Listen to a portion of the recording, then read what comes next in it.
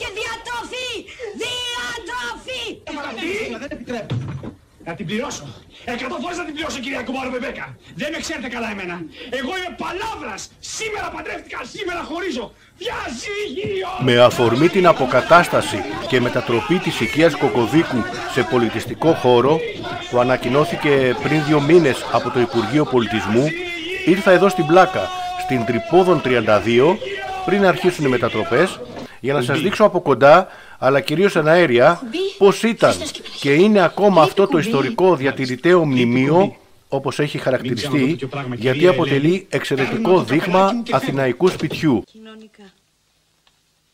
Γάμι. Θα πάτε σε γάμο, κύριε, και στα δικά σας. Να χαθήσω το όβολο. Στα δικά μου. Να φαστικώ, σου κάτω εδώ.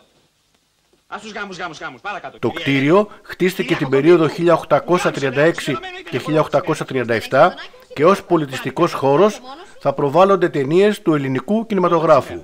Πού θα πάει, δεν θα ξημερώσει αύριο, θα ξημερώσει. Ή να φοβείτε τον άνδρο. Εδώ γυρίστηκε το 1965, πριν ακριβώς 60 χρόνια, η υφημισμένη ταινία «Η δε γυνή να φοβείται τον άντρα» από τους κορυφαίους ηθοποιούς Γιώργο Κωνσταντίνου και Μάρο Κοντού. Δεν ξέρεις καλά εμένα. Σε βάζω κάτω και σε πατάω εγώ, κυρία Κοκοβίκου. Σε πατάω και σε σκίζω στα σαρδέλα.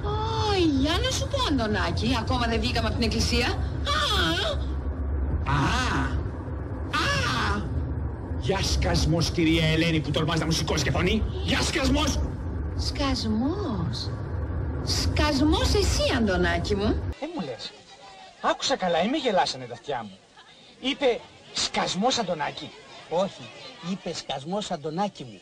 Μου έκανε εντύπωση που μέσα σε μισή ώρα που ήμουν εδώ σταματάγανε τα γκρουπ τουριστών οι ξεναγοί για να αναδείξουν αυτό το κτίριο, αναφέροντας την ιστορία του αλλά και την κινηματογραφική του επιτυχία. Εδώ ήρθαμε να συμβιβάσουμε τα διαστότα και όχι να ρίξουμε λάδι στη φωτιά. Να άντρας ρε, Σούζα.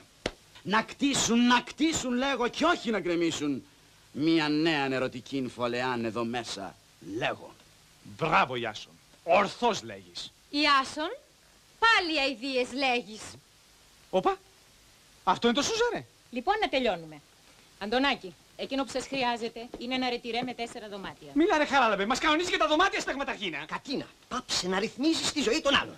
Κατίνα, alt. Τα άλλη και τις αγριάδες σου, όχι σε μένα, στους νεοσύλλεκτους μπούλι.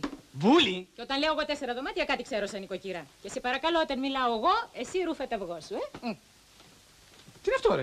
Ωραία Σούζα. Άντε με τον άλλο κι εσύ. Πού είναι ο τρίτος. Σηκώ πάνω ρε άντρακλα, τι κρύφτηκες. Έλα εδώ ρε, μπήξε τις φωνές. Εγώ, τι να πω εγώ τώρα, Αντωνάκη μου, αφού αυτές τα πάνε και τα αποφασίσανε. Πνεύμα κάνεις του λόγου σου, Μικέ. Δεν μίλησε το ανθρωπάκι, κυρία Μάρο μου. Μην το δείρεις άμα πάτε στο σπίτι. Βάστα ρε Καραβάκο! Σιγά ρε Καραβάκο! Κόντεψε να με σκοτώσεις ρε! Κι άμα να αρχίσει γκρέμισμα, σε ειδοποιάω εγώ. Ρε μπουρδα Καραβάκο! Κατέβα κάτω ρε!